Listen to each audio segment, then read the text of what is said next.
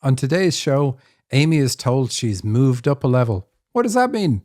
But she's not very enthusiastic about it, so the dream has to kind of really drill it in, say, look, this is something you've always wanted to do. Go for it.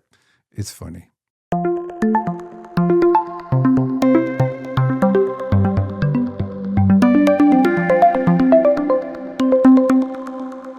Welcome to the Dream Interpretation Podcast with Michael and Sandy. Hello, welcome everybody. So excited you're here. This is another half hour of us eavesdropping on the very personal communication between the spirit world and you, because that's what your dreams are. Personal communication from the spirit world to you, saying how true or not true you are to your life purpose.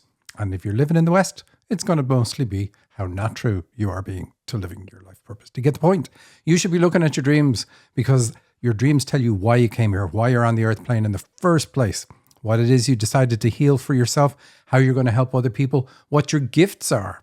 Yeah, everybody has a gift. Everybody has at least one gift, and we're meant to use them, and we use them to help other people, and that helps us repay our karmic debts.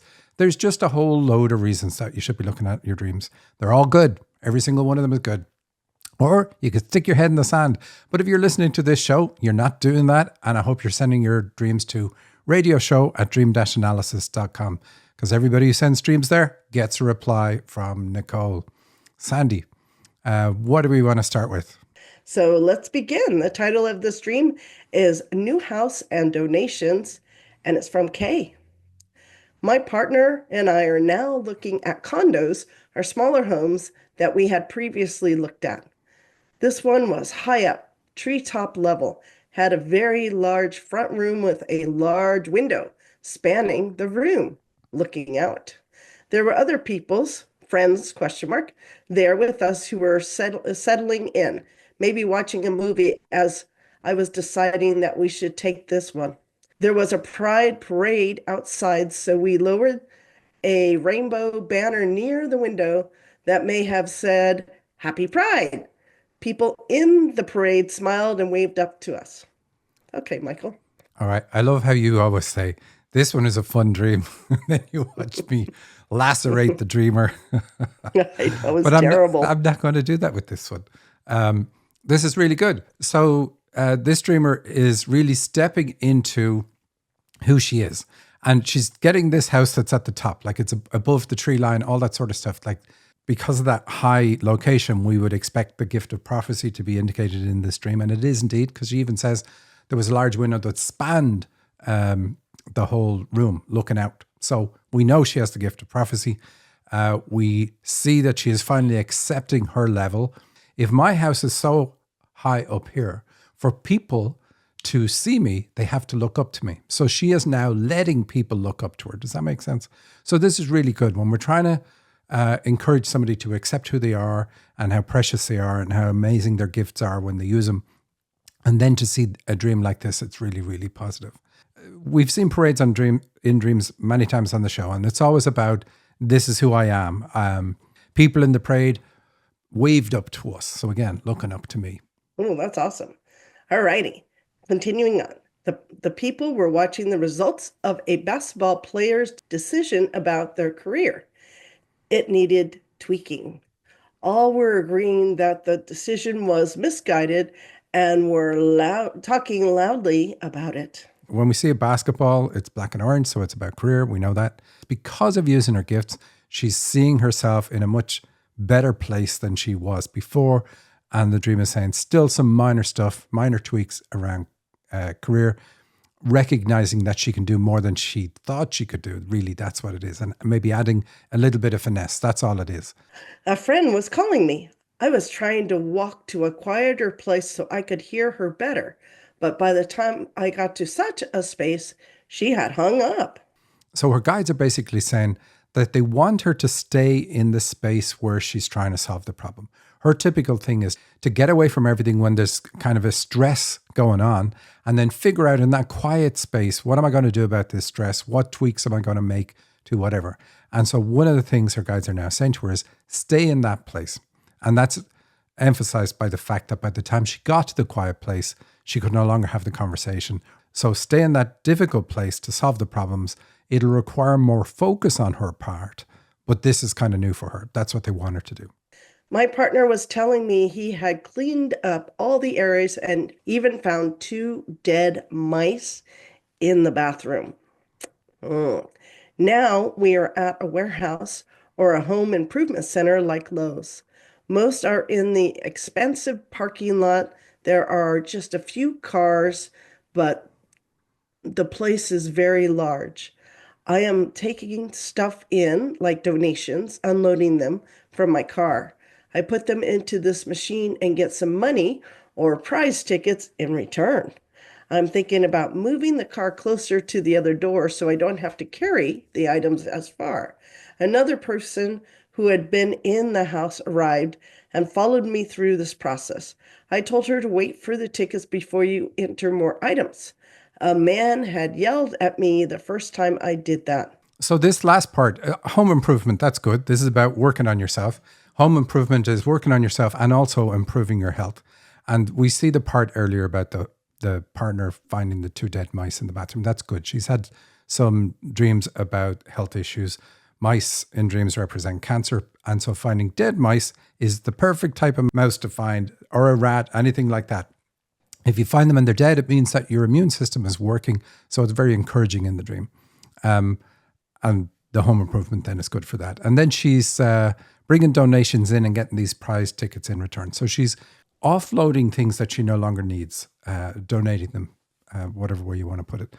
And the prize tickets then are saying, like, for this change, for this letting go of things from the past, I am getting paid a dividend. So there's some return for me, some positive return for me for doing that. The part that's really interesting here is the man yelled at her for the first time that she didn't wait for the prize. What they're saying is that she needs to make people treat her more like a queen, like she's special, because she is. And so I asked her, how did that happen in the dream? And she goes, the guy was really gruff, really abrupt. I am giving these things for other people to use. And this guy is essentially hurling abuse at me. And so she does have this issue that if people try to take her down a peg or two, she doesn't respond to it. She tries to let it roll off her and just continue on as she was. Or she takes on what they say, but not the tone in which they say it. So quite negative. And that means that this has happened in her life. This is how her dad was or other people in her life were. So this has to be solved. This is part of the change that she needs. And then when we see the cancer symbols connected to this, like this same, they're all in this little paragraph of the dream. Working on this is going to help improve her health too. Very good. All righty. The next dream is very short and it's titled Flowers. And it's another one from Kay. And I love this. This is so cute. I was covered in flowers. They were growing out of me. That's it, Michael. Isn't that beautiful? Don't ruin it, please. You can't ruin this one. It's beautiful. Flowers represent love. So all the work that she's doing on herself is paying off. Love has taken root within her, is the way you could say it, because they're growing out of her. We are all love. That's what God is love. Source is love. But so many of us are so detached from that. I actually wonder, can you really feel it fully on the earth plane? If you get onto the Dharmic path, you feel it. After the ascension, you're going to feel it a lot more than you currently do. But it really takes a lot for humans to feel love. Like if you look at the LA fires and so on, I was talking to somebody in our class earlier today. Her house was burnt to the ground. She lives there. And she said that the community around and how she feels as a result of the disaster taking everything she had, she is just feeling love all the time. Like in such a disaster, it's amazing. So it takes things like that for us to recognize ourselves, who we are and what we're capable of. But here, in this case, she's gone through the mill and she's come out the other side with love having taken root. Oh, wow. That is really beautiful. I like that. I like that a lot. All righty. We're moving on to the next stream. And the title is Art Installation, and it's from Amy. And like I said, this is a long one, so we are going to break it up just a wee bit.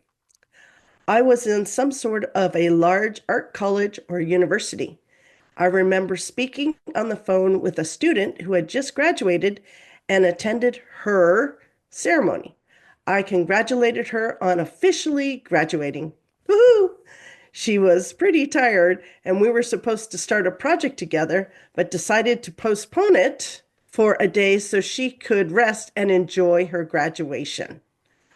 I set out to go meet and look for someone. Along the way, I stopped to talk to three male students that I initially thought I didn't know. As we chatted, it suddenly clicked, and I realized I had met them during our freshman year. I just spat out the details of what I recalled to the student in the middle, where we had met, what he was doing and said, and that he was with the other two students.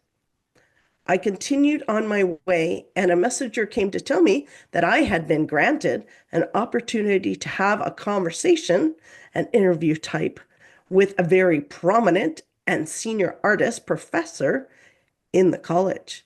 It's very rare to be given this opportunity, and I wasn't really looking for it. At first, I wasn't very interested and didn't have any serious intention of becoming one of her two disciples. The whole thing seems so fluffy and formal. All right, I think that's a good place to break, Michael.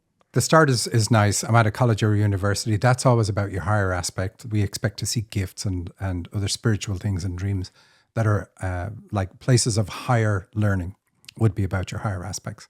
And she's graduated. So this is really good. She's at a point in her life where she has achieved some spiritual goal that she set out to achieve. But is she very enthusiastic? No, the rest of it is pretty sad. But she's congratulating this girl on graduating. Now, she's the girl. She's the person who's graduated. So that's fantastic. So it's really the dream is trying to trick her into being happier to have achieved the state she's in. And what's kind of happened for this person is she's an extremely successful businesswoman, and she has worked on herself a lot, developed certain gifts a lot, and is now at a point of stepping into using them. And she just kind of lost the buzz when it, like right at this particular point. And the dream is trying to get that back for her. Anyway, the three male students, three is about commitment. The masculine side is all about your outer world, setting boundaries, achieving goals, all that sort of stuff. Masculine energy is used for that. And so these three male students that she had forgotten about is basically the dream's way of saying, look, there was a time when you previously made a commitment to yourself that you would pursue what you wanted to do. And so as she's talking to them, I'm remembering that she did know these. That's pretty good. And then we see that she's getting this opportunity, which she is because she's graduated from the previous level, but she's not too enthusiastic about it. And of course, that's going to be a masculine energy issue, because that's why the three males show up in the dream. And so when I was talking to her about this, she said that when it comes to career, which is masculine energy driven, her parents have never given their full support. But anyway, you probably have questions, Sandy. I do. So I like that it was a very rare opportunity, but she wasn't looking for it. So what does that have to do with this? So she was looking for it. We come here, we get a veil applied, we forget what we plan to do. So a lot of the time we're kind of shooting in the dark. You have to step in and use the gifts and discover more about yourself through their use. And so it's the same way with all our gifts. Whatever our gifts are, use them, and you're going to get better and better and better and better at it. And then you might even invent something or discover something completely new that wasn't originally part of that gift that you can layer on top of it, and so on and so on and so on. It's a very special opportunity given to her by the very top in the university. She's not that enthusiastic about it. So the dream is trying to bring back the buzz and joy. I mean, and they successfully do it as we continue on with the dream.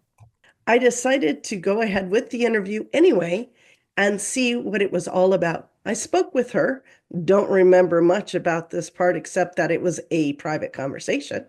And then during my debriefing with the messenger, I was told that it was likely I wouldn't get the position because the artist usually takes someone who really wants it, like clamors for it, covets it, almost begs for it.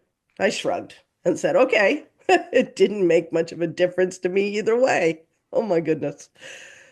But as I was about to leave, I was told that I had been granted the position and to go see the senior artist about it. I walked into a small cottage. In it lived two very elderly grandmothers. One of them was a senior artist. They gave village seer elder kind of vibes. The grandmother handed me a large, ornate golden key, which felt about the size of a spoon in my hand. This meeting changed the entire feeling of the position for me.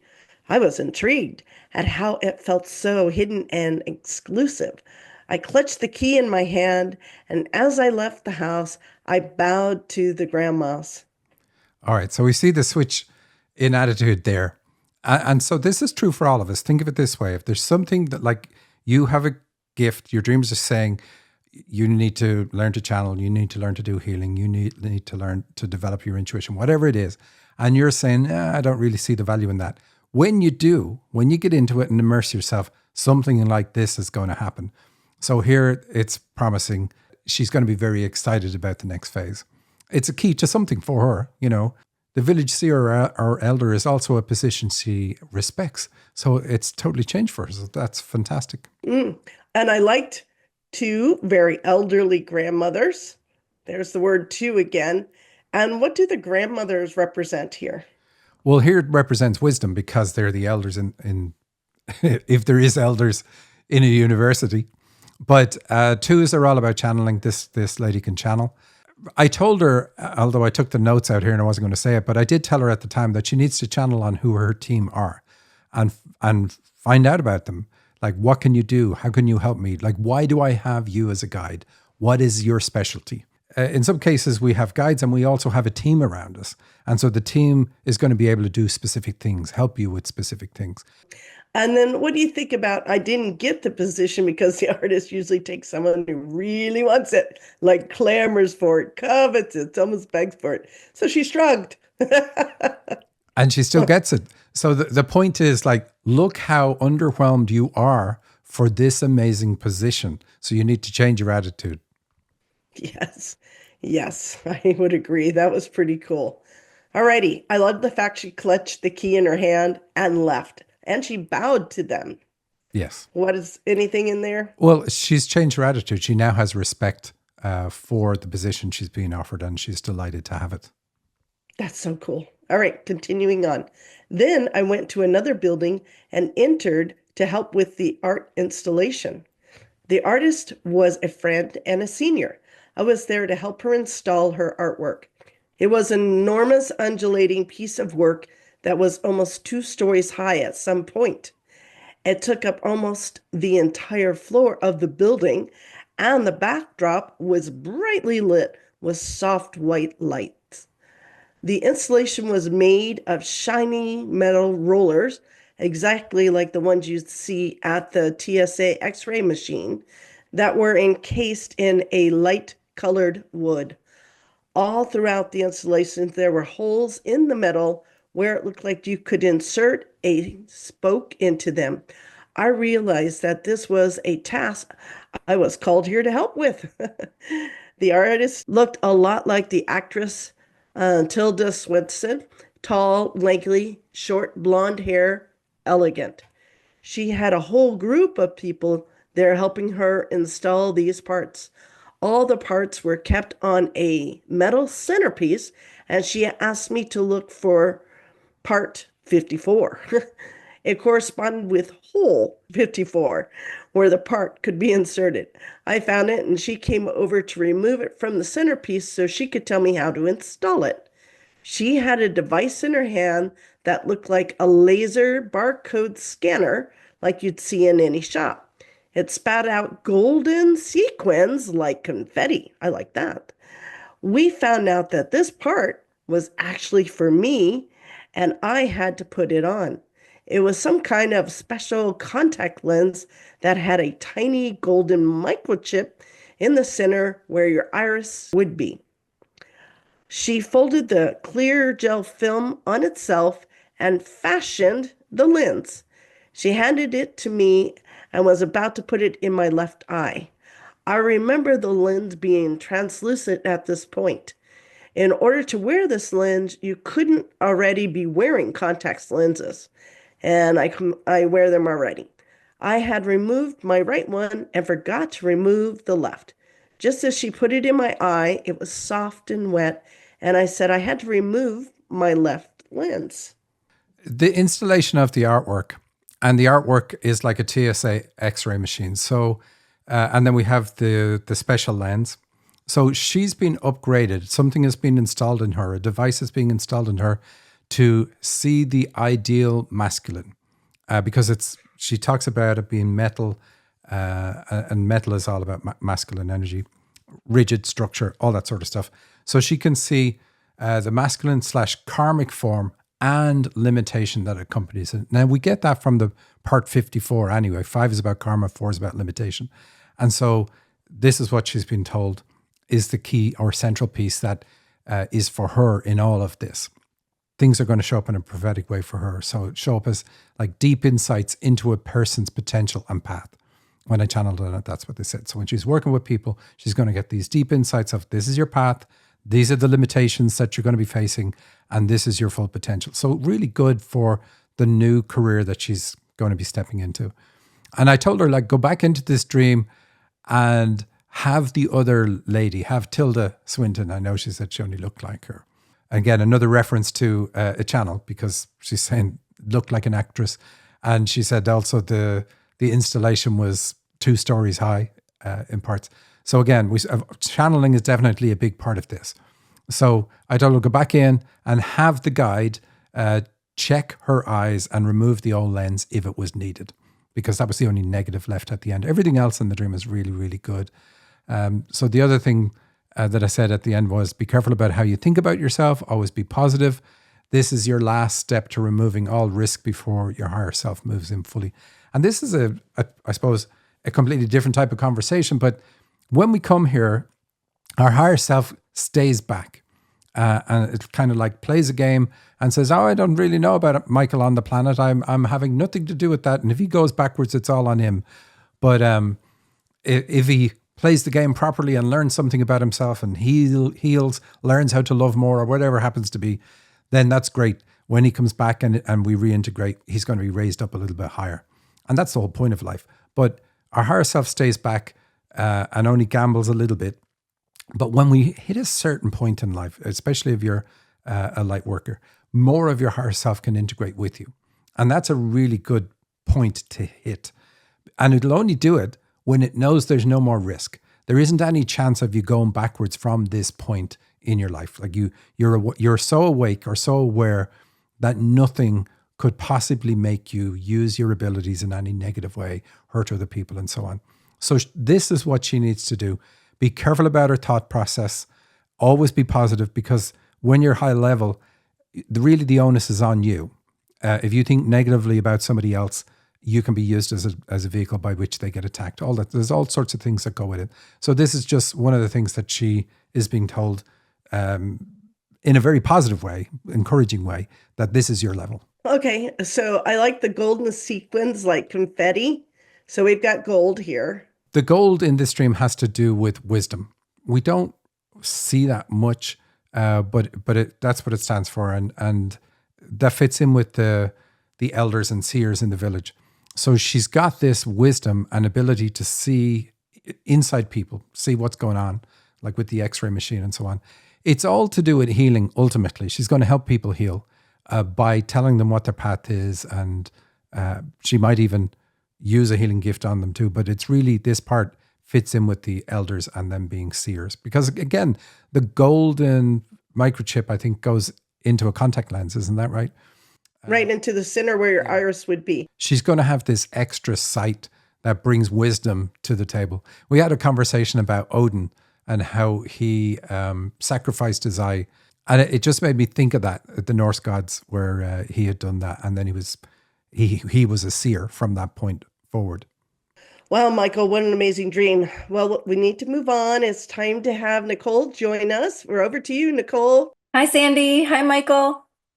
Today from the radio show Mailbag, we've got a frequently asked question. Dreamers will often write in saying, okay, I learned from my dreams that I've got XYZ gift, but what do I do with it? How do I develop it? Of course, if it's a hands-on healing gift, I'll point dreamers to Michael's book, specifically Activity 11, Channeling Healing Energy Through Our Hands. Channels have the Ashling channeling course to look forward to. The next cohort starts February 2nd. When a dreamer writes in about an intuitive gift, I encourage them to develop a daily practice of tuning in and journaling about what they discover when they tune in and what happens when they follow or don't follow their intuition. But I wonder what you think, Sandy and Michael. What advice do you have for these dreamers who want to develop their gifts? All right, that's it for today. Thanks so much. Back to you, Sandy. Well, Michael, that was very interesting. She kind of put you on the hook. So what do you think about using your gifts? Here's what I would say. Once you know what abilities you have or abilities you're meant to develop, then you should definitely develop them. It's crazy not to, because you have an obligation. You promised before ever coming here that you were going to use that gift to help other people. And those people are relying on you using that gift, regardless of what that gift is. And so you're letting them down. And in your life review, you're going to get to experience how the impact of you not helping those people affected their lives. And that's not going to be fun. And you're going to choose a more restrictive life next time so that you do help the people that you promised you were going to help. But then how do you know what your gifts are? Well, that's really one of the main things of this show is we tell you what your gifts are from your dreams. But if you were to do, for instance, our healing course, then you'll probably get 50 or more dreams done. And we don't just tell you how to heal and what you need to heal from. We also tell you everything else that's showing up in your dreams, what your gifts are, how you're meant to use them, who you're meant to use them with. It's extremely detailed. Of course, if you do our mentorship program, then it's going to take you a lot further. We also have the free dream clinic every first Tuesday of every month. You can see me interpret other people's dreams. Maybe we'll select your dreams in one of those sessions. So there's lots of ways that you can find out what your gifts are. Send a dream to the show. That's the best one. But she is right. The URL for the channeling course, which does start on February 2nd, is dream-analysis.com/channel course. And you can get all the details about it there. We're not really promoting this to our list or anything like that because it's pretty well subscribed. But we do have space for another couple of people if they want to join us. But that's it for this week. We got to go. Thank you, everybody. Have a great week.